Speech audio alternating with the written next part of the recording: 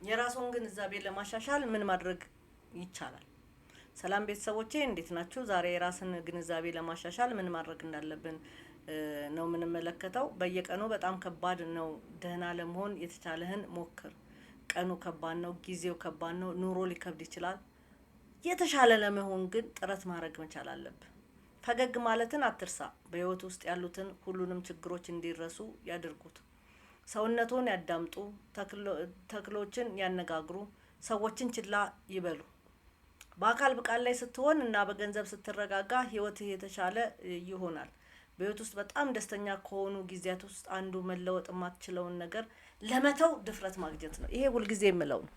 መለወጥ የማንችለው አቅም የሌለን ነገር ችግር ሲገጥመን በቃ መተው ነው። ተከሰተ አይደል ብለን ወደ ቀጣዩ ህይወት መሄድ መቻል አለብን።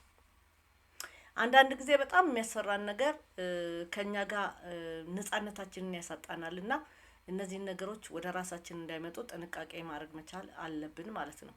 ከመጡ ደግሞ መቀበል ነው ማድረግ መቻል የምንችለው እንጂ ስለዛ ነገር ስለሚያመጣው ነገር ወይ ደግሞ የሆነ ነገር ይመጣል ብለን መፍራት መቻል የለብንም። የሚጠግንህ ከሌለ ራስን ማስተካከል፣ አጠገባችሁ ሰው ከሌለ ሊረዳችሁ ሊያግዛችሁ የሚፈልግ ሰው ከሌለ ያንን ነገር መቀበል ያስፈልጋል ማለት ነው። የተስፋ ኃይል አቅልለህ አትመልከተው። ተስፋ ትልቅ ነገር ነው። ተስፋ የሌለው ሰው ብዙ ጊዜ ችግር ውስጥ ሲገባ ነው የምናየውና ተስፋ የሚሰጥህን ሰው አቅልለህ አትየው።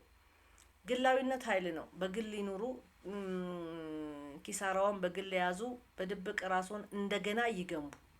አዎ ብዙ ጊዜ ያለንንም ኃይል ለሰው እናወራለን፣ ግንዛቤያችንን ለሰው እናወራለን፣ ኪሳራችንን ለሰው እናወራለን፣ ራሳችንን የምንገነባውን ነገር ለሰው እናወራለን። ብዙ ጊዜ ስህተት ውስጥ ስንገባ ይታያል። እና ቤተሰቦቼ እነዚህን ነገሮች በሙሉ የተሻለ ራሳችንን ለማድረግ ተግባራዊ ማድረግ ያለብን ነገር ነው። አመሰግናለሁ። ላይክ፣ ሼር፣ ሰብስክራይብ ማድረግ አይርሱ።